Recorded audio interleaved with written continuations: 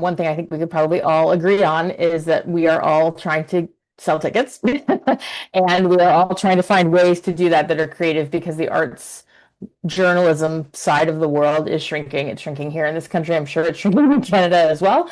Um, so how do we get beyond those writers? There aren't a lot of critics left. A lot of them are freelancers. A lot of them have digital and online outlets. But how do we get journalists of some kind or another, even if they don't focus on the arts, to focus on the stories that we have to tell? And by we, I mean dance companies, theater companies, opera companies, orchestras, performing arts centers, any of us on this call. How can we get beyond woe is us, there's no critic here, or we don't have somebody who's interested, or what do we do?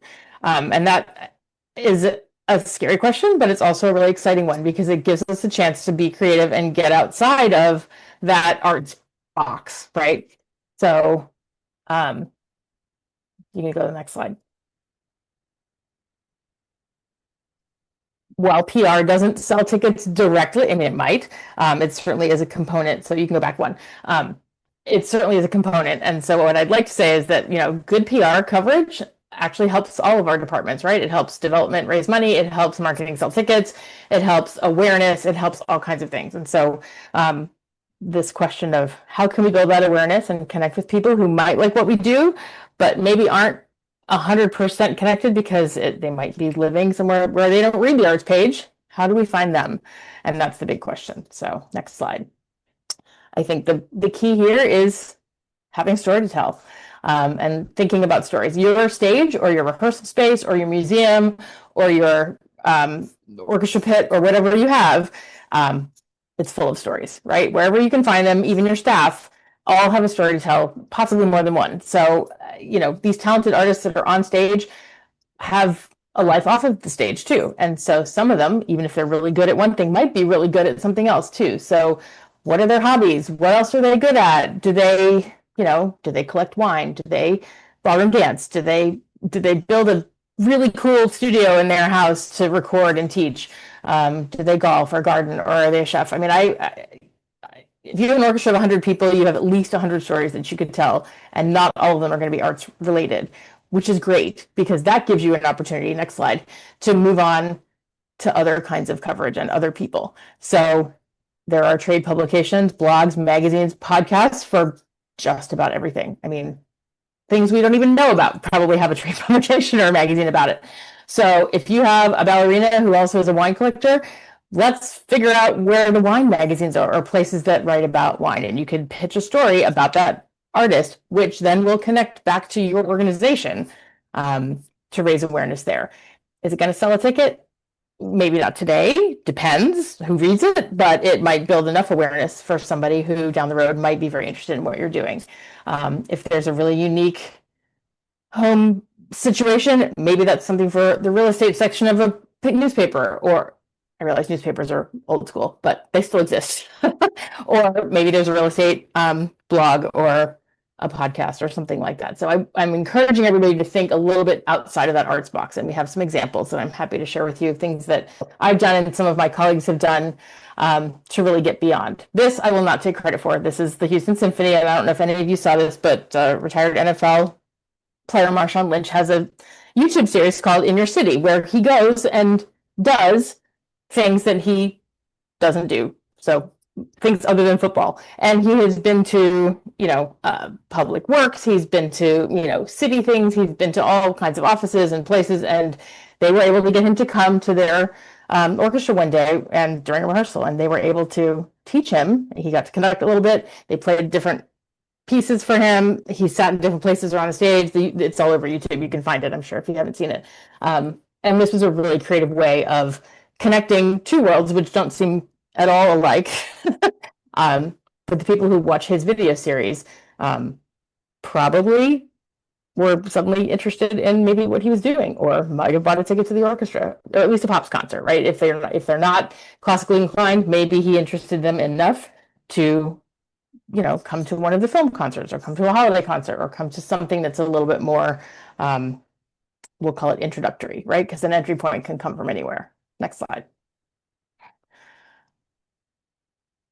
This is another local one. I don't know how many of you know this, and if you're from Chicago, you probably do. But one of the aldermen or councilmen, I'm not exactly sure. I guess it was an older person, owns Ann Sather Restaurant, and they are well known for their cinnamon rolls. And I think most of the time, his coverage on social media and everything he gets attention for, more often than not, is about his cinnamon rolls and the restaurant, and not about his political career.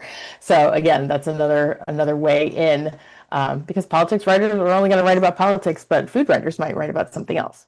Next slide. These actually will take credit for because these were both things that I worked on when I worked at the Kennedy Center. The National Symphony Orchestra was in the supporting the Washington Nationals in the World Series.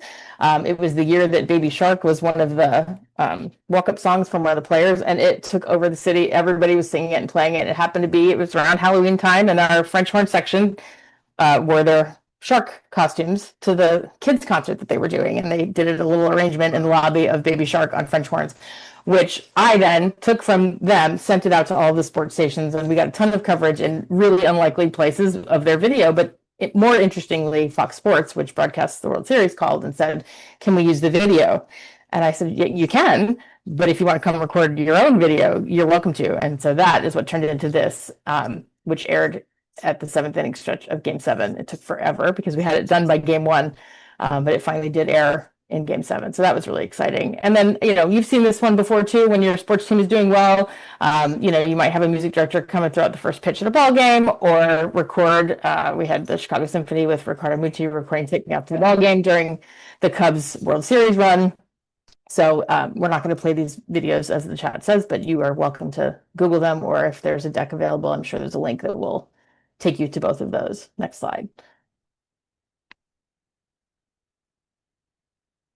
This is another example. This is a pianist that I work with, who has he's a rock star in Japan, and he is very well known in Europe, but he has only performed in the US. This season was his first year here. So, it was difficult to get arts coverage of an unknown person, but this was something that happened in GQ, digital, not the magazine, but this is a multi-page spread about him and fashion, but talking about who he is and what he does, and his new album that came out in January, and just exposing him to a wider audience of people. Next slide.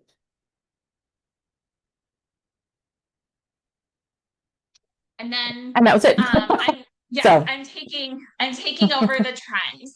Yeah. So I went down a rabbit hole because these trends come and go so quickly, and it can be hard to keep track of them.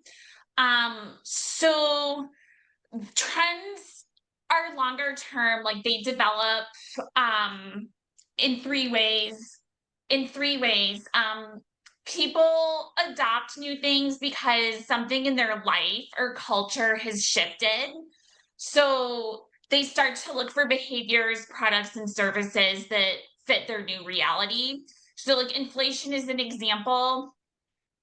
People online have started talking about dupe culture, or ways to find still live that like luxury lifestyle without paying so much. And then what I've also found was that the most iconic brands tap into where people are at the time and what they want to be. So, like, what is that transformation that they want to turn into? Or there's the cultural tensions between that gap, or they identify a widespread anxiety or tension in the culture that lots of people can start to feel, but they can't fully articulate yet, and then they position themselves as a response to it. So there's a great case study on Mountain Dew that covers this, where they have been able to move with the times 3 times from the 60s. So back in just one example, because I want to keep this moving, they in the 50s identified that everything was about conformity, and there were a lot of people, particularly men, who did not want to like buy into that conformity. So they developed like a character that was more rough and tumble and a little more rebellious. And then that actually, as we moved into the 60s, like that trend was starting where people didn't want to be into the conformity, and we went into the 60s, and then their sales actually started to decline because they had fit in with the times, like that rebellious character no longer was more mainstream, and no people didn't notice it as much. So I created this like trend tethering, which is identifying macro trends in cultural moments, and intentionally anchoring them to your marketing and even your programming to them. So rather than chasing the trends, it really is taking what's going on in the world and creating alignment between what the world is already moving toward. And then just a quick review with trends and fads, because trends get thrown around so much, especially on the internet. Instagram even says what's trending, and so is TikTok. But what we're really talking about is fads on the internet, which are short, intense bursts driven by novelty. Trends are long term, it's gradual, addressing attention, and creates a lasting impact. And as I was looking through all of this, like the trend is usually hooking, or the fad is usually hooking into the trend. So like sourdough baking, or really anything that's comforting right now that flies through the internet, is tapping into the trend of escapism, because we're living in such a volatile world right now, to be diplomatic about it, that people are looking for ways to escape and comfort themselves. Another important thing to realize is, before you jump on the bandwagon and start hooking into just anything, is you should ask yourself, like, what cultural tension is this responding to? Is what you're trying to hook into aligned with your mission or brand, or does it just cheapen it? And is the trend aligned with what your audience is actually interested in, or what their tastes and preferences are? So then it's the how-to that's really tough, because there's so much information and so many niche groups out there. How do you keep track of it all? So you're likely already doing a lot of this, but I put together this like cadence for you and some resources so that you can be a little more intentional about this. So the big thing is, be ready to read. There's no silver bullet. And I put together this chart as well that goes by weekly, monthly, quarterly, and annual. Weekly is catching the fads at the surface through your Instagram or TikTok discover pages. Monthly is checking like Reddit and your local groups on social. And at that point, if you're not already aware of Google Trends, if you're starting to see patterns, one thing that you can do is go to Google Trends and type in whatever it is that you're you're noticing, and see if things are actually trending via search Google searches. So this is actually a search for ballet company over 5 years, and you can see that that's actually been slowly trending upwards over the last 5 years, and it is a thing. I'm just going to skip through some of these sources. We'll send you this deck, and I'll give you a list.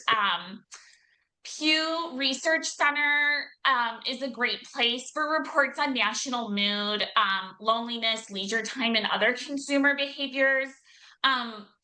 In terms of the leisure, like the loneliness epidemic, they've been actually doing a lot of reporting on people like going back to churches over the past few years, just going back to the unawareness. But that's an example of like an emerging trend that may be afoot.